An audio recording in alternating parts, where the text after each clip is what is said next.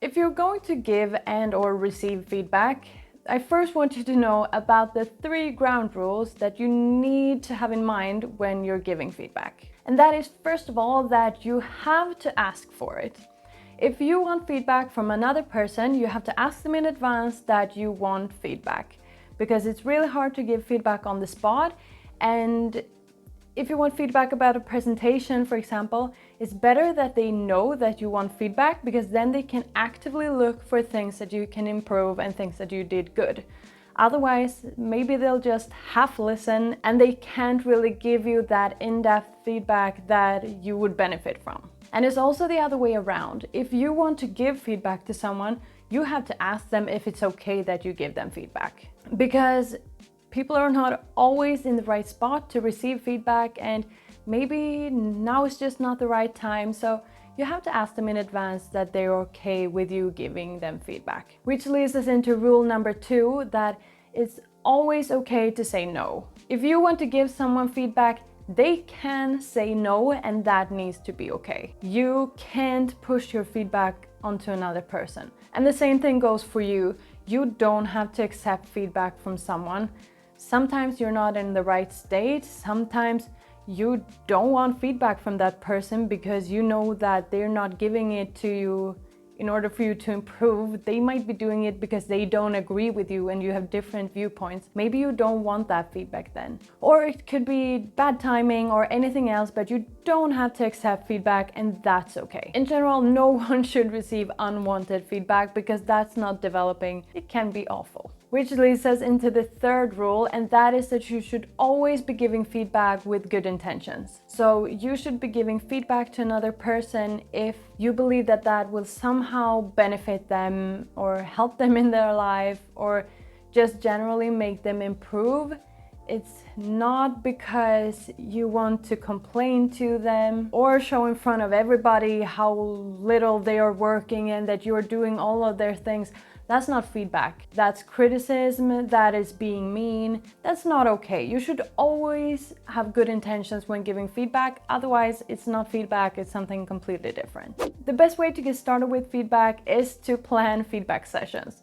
So book a meeting with your boss or your project manager or another colleague that you're working with a lot and ask them to give you feedback. And most of the times they will also ask you to give feedback back to them. That makes it a little bit more balanced and everyone can improve from it. The framework that I prefer using when giving and receiving feedback is a really simple one. It's not so dramatic like 3 positives and 1 negative, which makes you dread the negative one, but it's rather just stop, start, and continue. It's 3 simple points that are easy to remember and easy to use to give both positive and more constructive feedback. The first part of the framework is stop, which is it's super simple. It's just what should the other person stop doing, and this could be both positive things like stop doubting yourself, or it could be more constructive criticism that they should stop doing something specific. Here are some feedback examples. I think that you should stop doubting yourself. I can see that when you're performing your tasks, you keep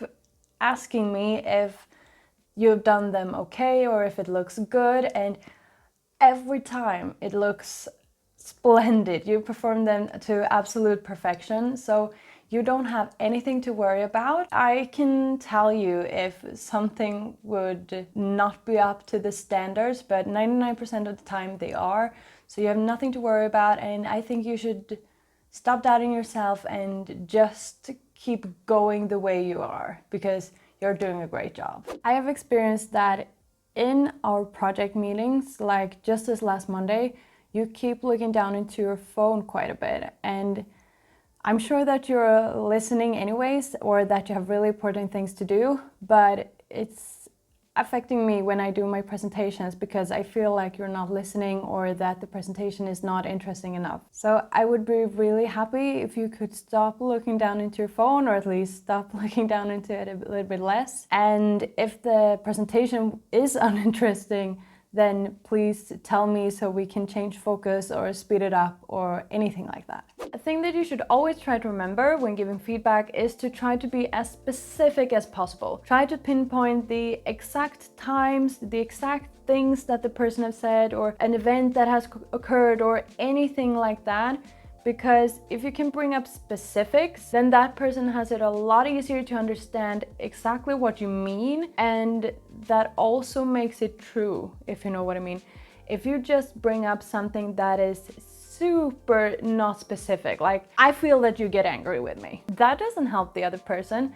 They might not be angry with you and they have no idea why you would feel that way. So you have to bring up specific things, like when you raised your tone at me in the meeting we had last Tuesday, that made me feel like you were angry at me somehow. And then they probably know, like, no, I just raised my tone because I was excited. But then at least they learn that that excited tone could be interpreted as them being angry. And that makes it a lot easier for the person to understand. And you make sure that it's something that has actually happened and is not something that you feel or think within yourself. It's actually a behavior or something that has happened that you can pinpoint. The start part of the framework could be a really good way to give constructive feedback in kind of like a smooth, nice way, or it's just a way to let people continue improving. So some feedback examples using the start part of the framework could look something like this.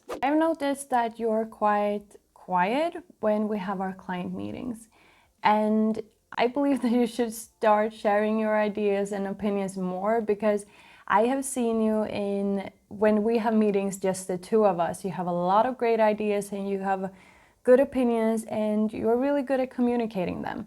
So I believe that you should start doing that in the client meetings too, so that they can see what a good consultant you actually are. I have experienced that you really like having control when we're working together, and sometimes that impacts me in my work because I'm working the way you want to work and not the way that I'm most comfortable. So something that I would suggest you start doing is to wait a little while longer before you check in with me, because that would still make you have control of the process, but it would give me some more time to perform the tasks the way that I want to do them, and give me a little bit more freedom to work the way that I'm most comfortable and the way that I'm doing my best job. I've noticed that you in front of the screen, seem really interested in work and productivity type videos. So I think you should start subscribing to my channel. You can do it down below, or you can go to YouTube and type in Emelie Lindström and you can find my channel there. Yeah, that was a good one. That was a good one. I like that. Then we have continue. This is a great way to lift the person and show them exactly what they're doing, that they are doing right. Something that they are already doing so good already that they should just keep doing it. And some feedback examples for continue could look something like this. You're very good at communicating where you are in regards to the deadlines that you have and your general progress in the project. So I think that is something that you definitely should continue doing, because it makes you really easy to work with when I get those status updates spontaneously from you. So I also know how the projects are doing, and that I just know that you have everything under control. I think you should continue to be curious and asking questions, because you always ask so many good questions and you really pinpoint the problems that we're trying to solve and the things that maybe even our clients don't know that they need to be thinking about. And by you taking that space and asking those questions, it makes sure that we're on the right track. And I think you're doing a really good job with that. So keep going with that. I really appreciate you doing that. Sometimes the person you are giving feedback to need to ask follow-up questions to fully understand the feedback that you're giving them, and also the other way around. You might need to ask questions to get what they are saying about you. Sometimes they don't agree with the feedback that you're giving them. Maybe you have opposite views, so then you will just have to agree to disagree.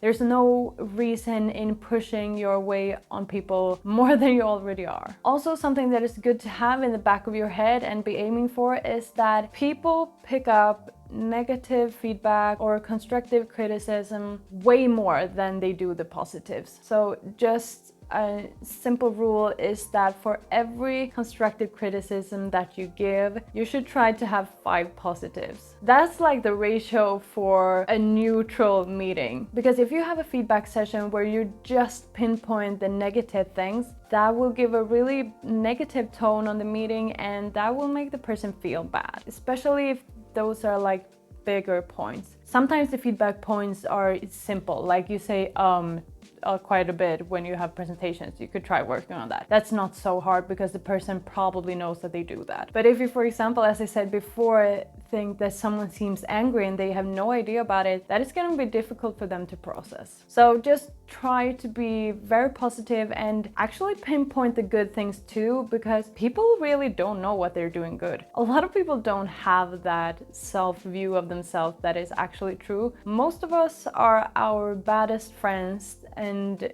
just pinpoint the negative things in ourselves. So it's really good to hear what we're doing well. Also, if you're a person who's really good at knowing what people are good at, people are gonna like you. If you found this video helpful, I believe that you might also be interested in this video about how to say no in a polite and professional way at work. Have a nice week, everyone, and I'll see you in the next video.